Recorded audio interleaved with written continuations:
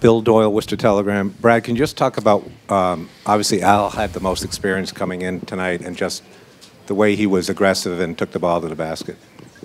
Yeah, I thought he was really, really big for us. I thought at the start of the second half, it was probably the one moment, end of the first, start of the second, where we looked a little bit lethargic. And, you know, when we came back to the huddle for the first time out, we had actually increased our lead by 2, and it was largely due to him. But then we settled in back into the way we were playing, and, you know, our guys did a great job. It was a hard-fought series and a hard-fought game, and, you know, anytime that we were just a little bit off, they exposed us. Coach Mark D'Amico, Celtics.com. Through the first 6 games of the series, you guys averaged only about 41 points in the paint. Tonight you scored 60 in the paint. What was it that opened up that area for you guys to be successful during this contest? Well, we felt like we saw some more openings open up in Game 6. In the second half of Game 6, we actually got to the rim, and they weren't all there to block it, in large part because Al spreads the floor and spaces the floor, and it's just another person you have to get to. You know, Games 3 and 4 made us kind of change how we needed to play once we got to the rim. And then, you know, by Game 6, I felt like we could get to the rim and score a little bit more again. You know, we balanced kicking out with scoring at the rim much better today, probably the best we did all series, which, you know, is a good thing. Mark Murphy, Boston Herald. Brad, you've talked a lot this series about transition defense. Tonight they didn't have a fast break point. Were there certain adjustments that led to that? Run back and be long.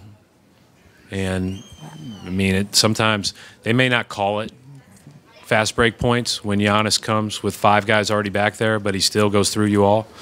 But that feels like a fast break point if he's coming from 50 feet.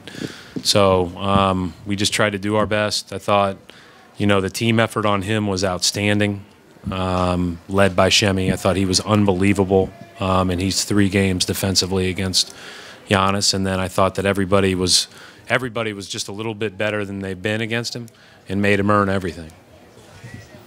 Coach, Amanda Flugrad for Celtics.com. Do you have any further updates on Jaylen Brown and that right hamstring?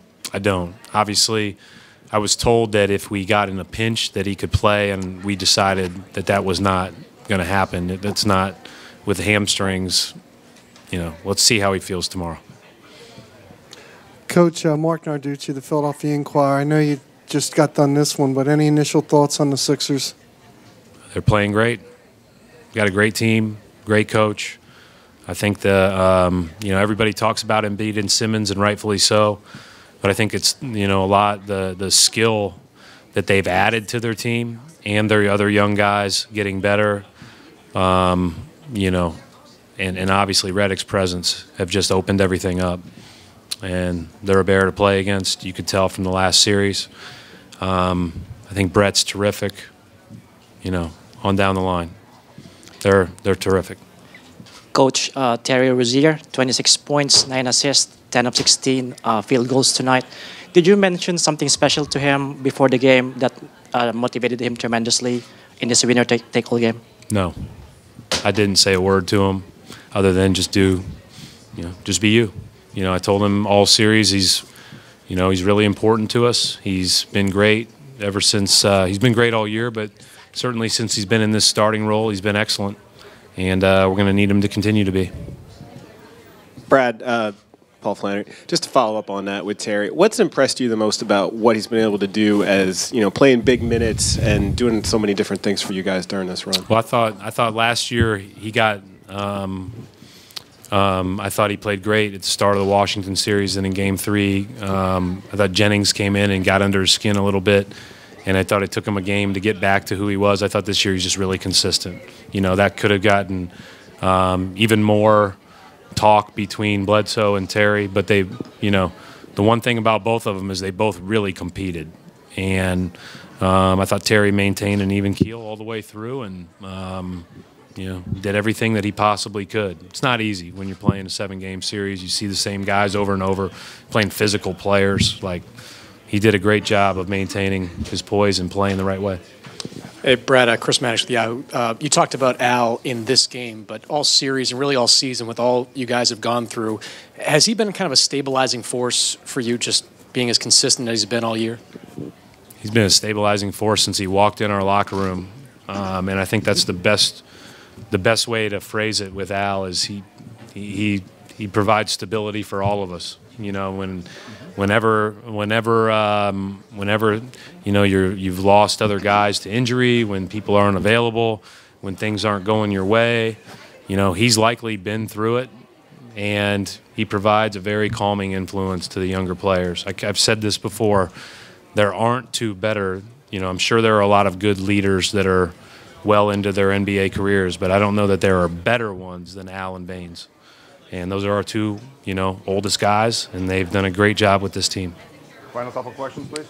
Brad, Mike Petralia, CLNS Media. That stretch you mentioned earlier, end of the first half, start of the second half, kind of coincided with Jaylen's injury and him being kind of undecided for the rest of the game. The job Marcus did in filling in, you know, his role and others. Joe Prunty mentioned Marcus in particular, but Marcus Smart had a huge impact on the series, and I think Marcus would be the first to tell you, like, Marcus probably wishes he played a little bit better, but he does so many things that lead to winning, and that, you know, you can feel him.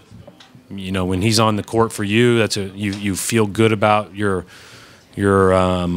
you know, your makeup, your competitiveness, that you're going to get good things are going to happen on both ends of the floor. And when you're playing against him, he's a hard guy to play against. And so I thought he made a big difference in the series.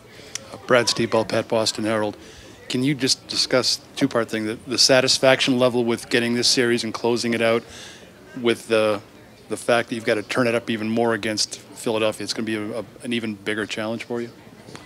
Yeah, I mean, I tend to focus more on the satisfaction of what has been done after the season. So we'll move on to Philly.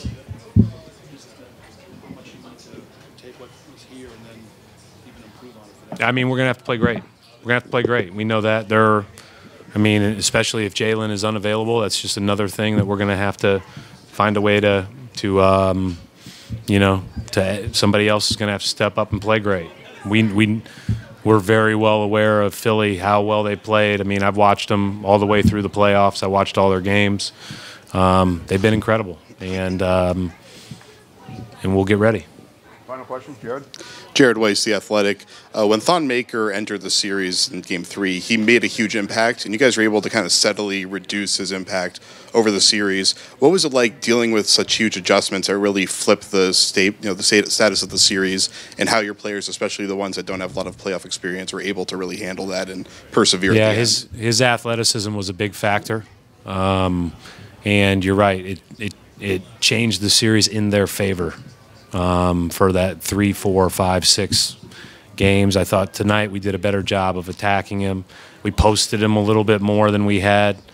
But yeah, he had a great series. You know, hats off to him. He didn't play. He was hurt before the end of the regular season. Didn't play much first 2 games, if at all.